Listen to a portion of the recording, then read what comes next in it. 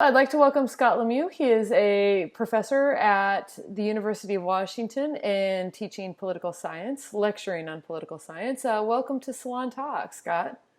Always great to talk to you, Amanda. So, yeah, next week, finally, we have all 10 or 10, only 10 candidates, Democratic candidates on the stage for the Democratic primary. And I want to just start with your feelings about this. Where are you feeling on having only one debate stage for once? Yeah, I'm fine with it. I mean, obviously, there's always, no matter how you draw the rules, there's going to be controversy on the part of the candidates who get excluded. If anything, I would say the DNC's rules are too lenient rather than too restrictive. But I understand, given what happened in 2016, that a lot of Sanders supporters were upset about their feeling that the debate schedule is manipulated. I think it makes sense to err on the side of inclusivity.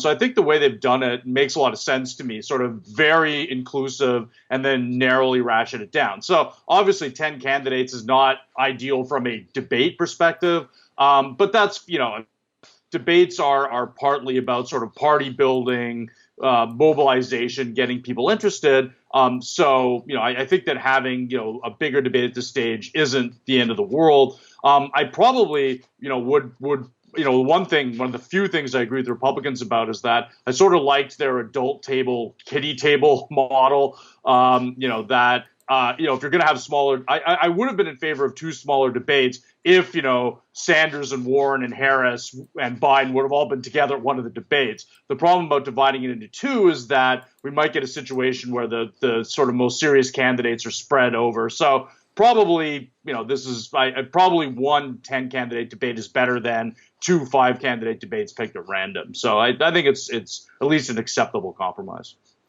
And I think a lot of people are looking forward to Elizabeth Warren and Bernie Sanders being on the stage with Joe Biden. Do you think it would be to their benefit to attack him pretty directly, or do you think it would be best to just sort of sidestep that? That's a really tough one. And, obviously, I think that the case for attacking could be that, the sort of what Republicans did was more or less, avoid attacking Trump and take down each other, with the result that Trump, so Chris Christie did a great job taking out Rubio, but then, it wasn't to his benefit. On the other hand, it's a bit different in that, and I think both you and I don't really understand Biden's appeal, but he does have a lot of, that people like him as Obama's vice president. So I think that it would also be pretty dangerous. My instinct would be to sort of let him kind of take care of itself, try to present the best case you can for him. Now, there's nothing wrong with disagreeing with him on individual positions like Harris did. So I have no problem with, if the attack just means make clear why my policy views are more in step with the party. I think that's fine. I would sort of avoid attacking him too directly, just because, the fact is a lot of voters like him. And so I don't think that, so I think in that sense, I think you have to be careful about it. So I think that, attacking, his views is fine. Attacking him as a candidate, my instinct would be to try to avoid. So that brings me to an interesting question. Both you and I felt before Joe Biden threw his hat in the race that he was not going to last long, because he is basically punked himself twice before running for president. He's not good at this. But he seems to be holding strong, and we're at September. The primary voting starts in January. He's still holding strong at 32% of the vote. So is he going to win this? Is that like does he have it in the bag, or is it still dynamic at this point? Yeah, and I think we both have it, because I wrote what I've often criticized pundits for writing, which is being overconfident in predictions and having that overconfidence be motivated reasoning. And so I definitely wrote several times that if Biden gets in, he has no chance. His first 2 primary runs were disasters. And, obviously that was at best premature. The fact is, he's been leading for a long time. There was that brief blip after the first debates, but he's more or less recovered his support. So, you have to take him seriously. Obviously, not every front runner at this stage goes on to win, and it's a rather unusual year given how many viable candidates there are. So, that's problem that both political scientists and journalists have, is that we're dealing with such small sample sizes. There just aren't really that many. That the modern primary system really only starts in 1972, and a lot of those primaries have been uncontested or have been two-person. So that's there's only so much you can do with public opinion data, but it's not meaningless. He has a chance of winning. I'm not going to deny that. I do still think that he's probably not as commanding a front runner as the polling data would suggest. And I do think in particular the sort of slow, steady gains that Warren is making, is important. But there are questions about, and it's also an interesting dynamic in that you'd think that Warren and Sanders would be splitting the same voters, but they're really not. That actually, even if one of them emerges as a clear front runner, especially if Sanders is the, or Warren becomes the clear alternative, a lot of Sanders supporters might go to Biden rather than Warren, which ideologically makes no sense. But as we know, primary voters, ideology is one factor, but there are a lot of other things going on as well. And there are frankly a lot of people who like Biden and Bernie. There are people who like all the candidates. So, it's a tricky dynamic. So I would say that Biden is as formidable as he appears. I certainly wouldn't say that it's over, that he's going to win. But, I'll acknowledge that he's been a stronger candidate than I would have expected. And probably both of us underrated the extent to which the association with Obama would sort of create this halo effect around him and sort of immunize, because he's basically, again, his campaign is sort of scared of having him out there a lot. There have been a lot of gaffes. And I don't know if there's also like a Trump effect too, is that basically anybody is going to look competent and statesmanlike compared to the president of the United States. And so it could be that helps, I don't know, but that's something that Biden may be in a better position than he was in 2008, just because of the, what now could be passed off as presidential has just changed so radically that maybe those, what we think of as being gaffes, aren't as devastating anymore. So you mentioned something I think is really interesting. You see a lot of pundits talk about ideology as if it is the most important factor in terms of candidate selection. In fact, I was watching some interview on TV. I don't remember who it was, but they were literally positing it as a fact that Warren and Sanders are splitting the progressive vote. Right. But you're political scientists.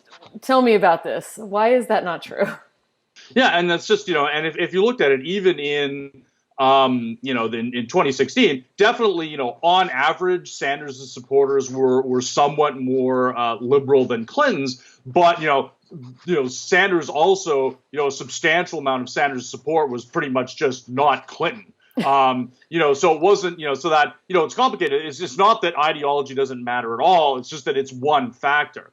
And so there are various other, so that sometimes you support somebody because they're alternative to somebody you don't like.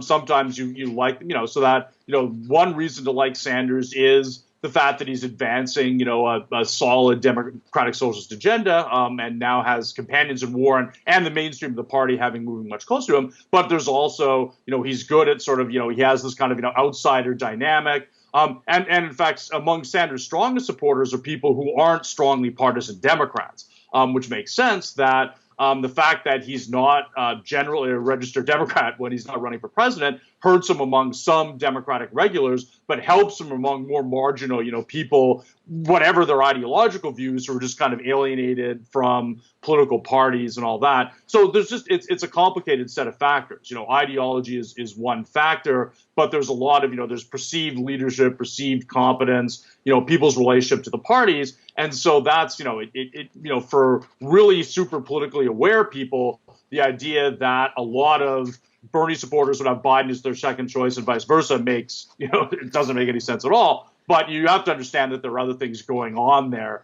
as well, so that that it's not just people vote on the people whose policies are closest to them. It's more complicated than that. And we'll see that one of Biden's biggest advantages is among the core, the sort of women and especially African Americans, are such a large part of the Democratic base, that they want to beat Trump above all else. And Obama did not consolidate African American support until it was clear that he had a chance of winning. And so I think if Biden is going to be beaten in South Carolina, if he's going to win along sort of the more vulnerable constituents of the Democratic Party, a candidate is going to have to prove that they're viable frontrunners. Because otherwise there's going to be this perception Biden could win, Biden could beat Trump. That's even if I don't agree with him about everything. Again, I think you and I don't really see that, but that doesn't matter. We're not. Neither of us are particularly typical primary voters. So it's complicated. It's not, ordinary voters, have sort of different priorities. And that's something that we sort of need to have the modesty to understand, which I think, and again, I fall into the trap too. I'm not exempting myself from this. But I think that we have to, you have to look at it as a more complicated, process.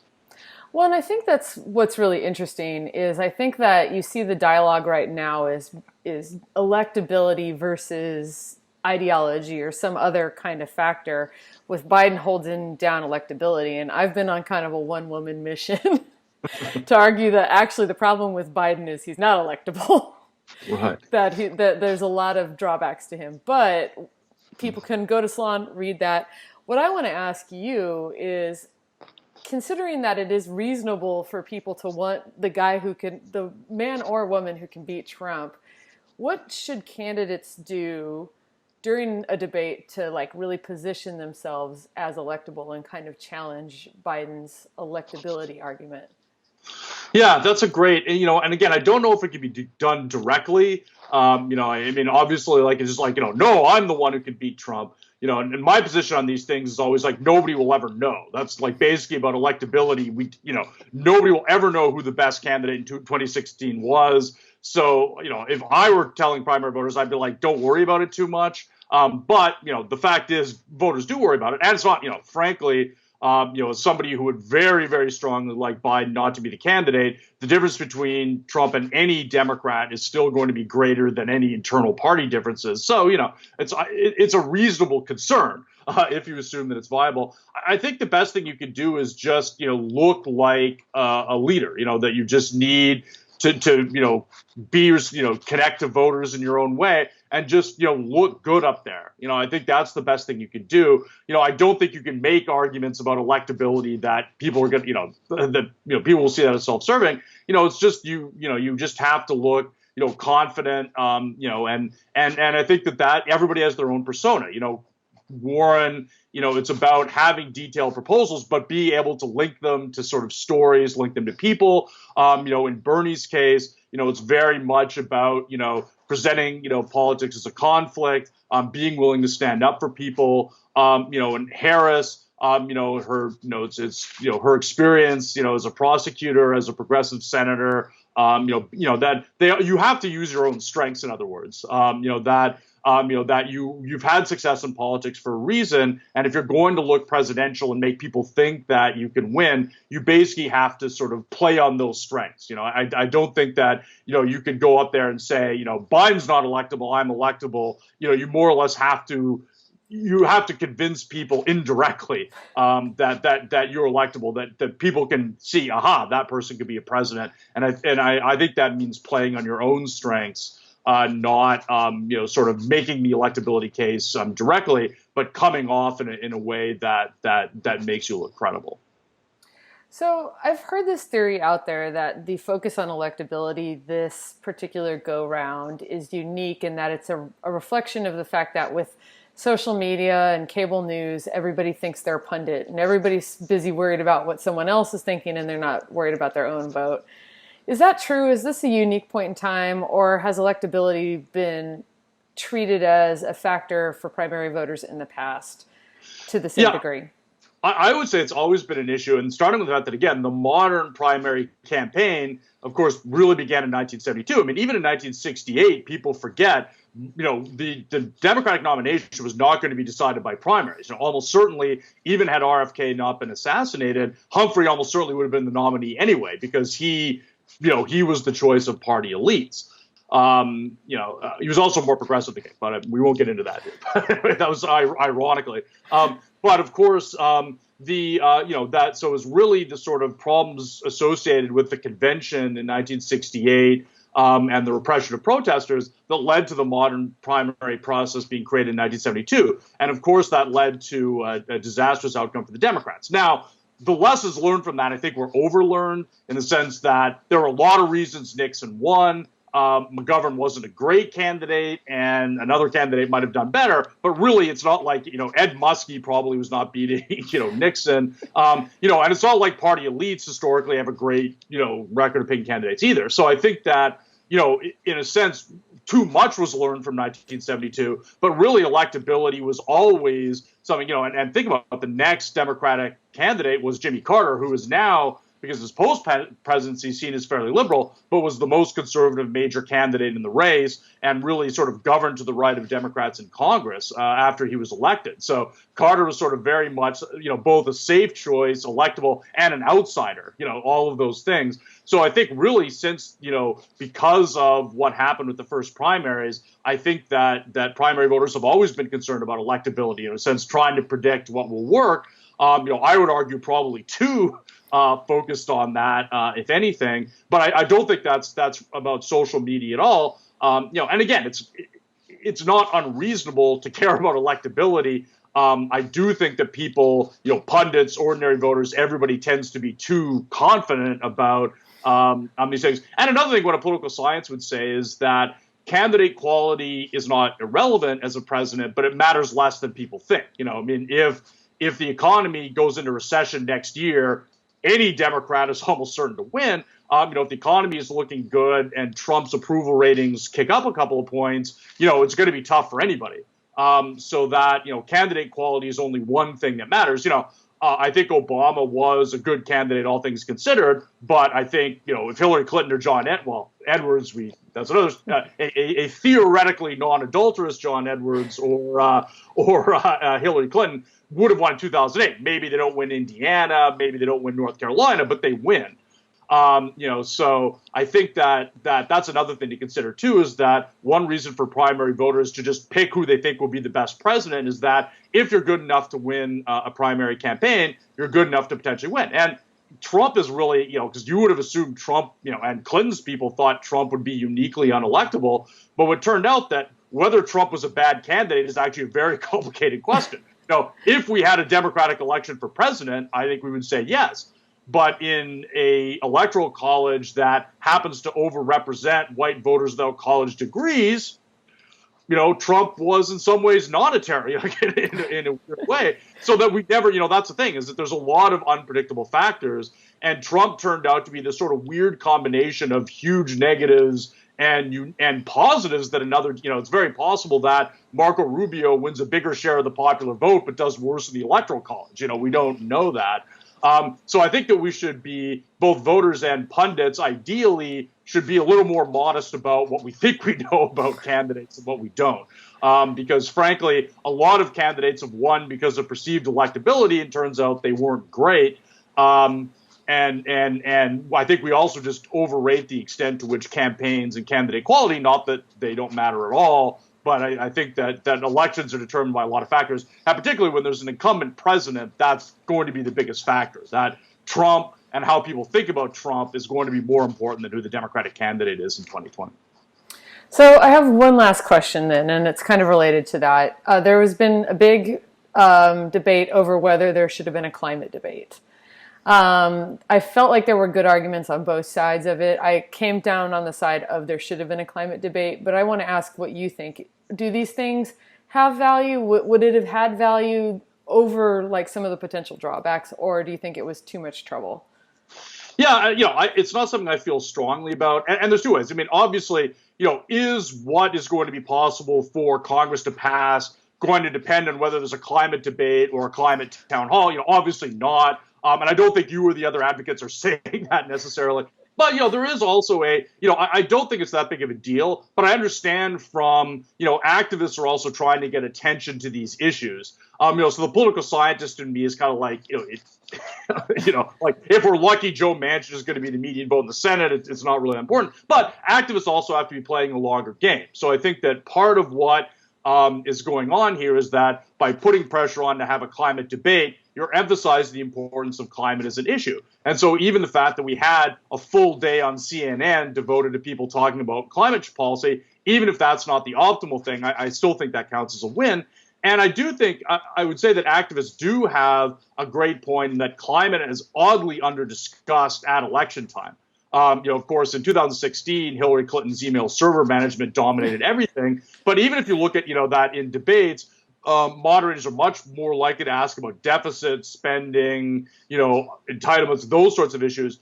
Climate is one of those issues like the Supreme Court that barely gets mentioned at all, despite its importance. So I think that you have to look at it as that, that what activists are trying to do is to sort of point to how important this issue is. And what's important is not so much whether there's a debate, whether there's a town hall, but simply in drawing attention to the fact that we need to be talking about it more. So what I hope the effect of that is that more questions are asked about climate in the general debates. And I think if that happens, it's a win.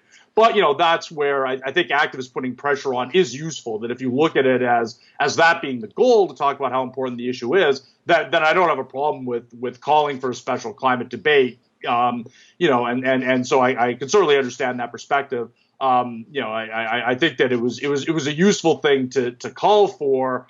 I also understand why the party didn't do it, just because then, you're going to you could conceivably run into this trap where then that's going to be a tactic activists use. And then you've got the party leadership sort of preemptively determining what issues are important and what aren't, which can, create its own issue. And I think that climate is so uniquely important that slippery slope is not necessarily that big of a deal, but I can see that being a bit of a problem. But having said that, I think that a lot of the activists involved understood that, and I can't speak to what I guess I should ask you, what did you, what did you see the value in asking for special climate debate as being, and sort of what were you trying to achieve with that? I think it was twofold. I feel like this year the Democrats would do well to show that they're bold and they're innovative and they're willing to play color outside the lines and experiment a little, because Trump's president, so why not? Yeah. And second of all, it's a uniquely important issue that I think it just needed more focus, and the Democrats should be playing the long game on this too. That was my thought process. Yeah, and I do think that's an important point, that it's not just about what Congress can pass in 2021, but you also have to think about the importance of this issue going forward at the national level, at the state level. And I do think it's really important to, and I think that's why proposals like the Green New Deal, other things like, is Congress going to enact them immediately? No. But you have to be thinking about both what can the next strong unified Democratic government do, what can governments in states like California and Washington State, New York now has a really progressive Democratic government for the first time in a long time.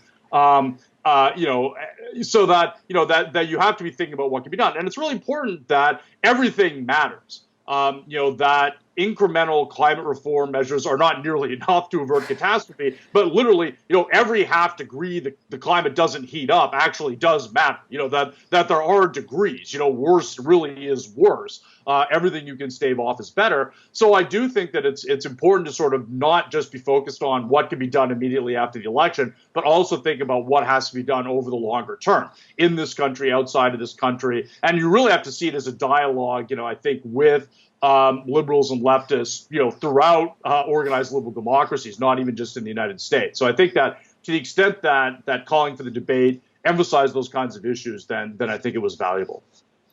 Awesome. Well, this has been great. Thank you, Scott, for joining us on Salon Talks. And I hope the debate is as good as we all are all hoping it will be.